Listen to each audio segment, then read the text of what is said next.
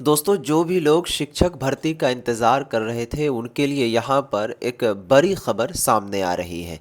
Paper के अंदर article छपा है कि शिक्षकों के खाली पद नहीं भरने वाले राज्यों की रोकी जा सकती है वित्तीय मदद।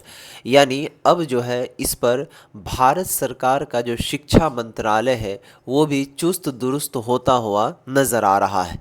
यहाँ पर देखिए, इस आर्टिकल से आपको हम समझाने की कोशिश करते हैं। इसका ये मतलब है कि जिस राज्य में शिक्षक के पद खाली हैं, अगर वहाँ पर शिक्षकों का वो पद नहीं पूरा किया जाता है तो उनकी वित्तीय मदद यानी कि जो राशि दी जाती है खासकर शिक्षा व्यवस्था पर खर्च करने के लिए, तो वो रोकी जा सकती है या फिर उनमें कटौती भी की जा सकती है।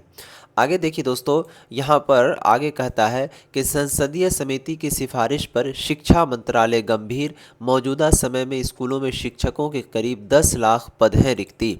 यानी कि मौजूदा समय में अभी जो प्रेजेंट का हाल चल रहा है उसमें लगभग 10 लाख सीट जो है वो भरने के लिए बचा हुआ है। ख़ासकर अगर हम यहाँ पर देखें तो अपने बिहार के अंदर देखिए 1,92,000 सीट जो है वो अभी भी एक अकॉर्डिंग टू इस नोटिफिकेशन के मुताबिक बचा हुआ है।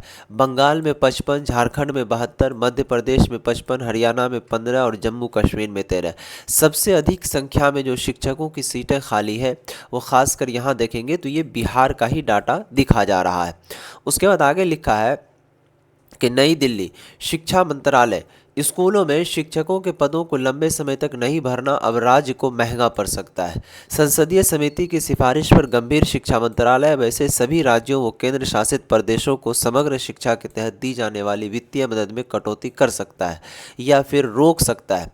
फिलहाल देश में शिक्षकों के करीब 10 लाख पद खाली हैं। इनमें करीब 7.5 लाख पद अकेले प्राथमिक स्तर के शिक्षकों के हैं।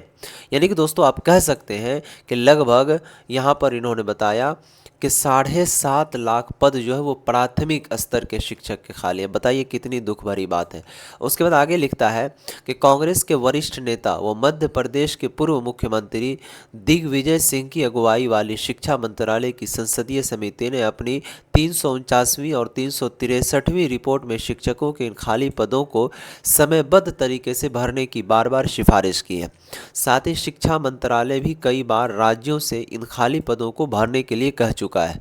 उसके बावजूद राज्य का रवैया जैसे का तैसा बना हुआ है।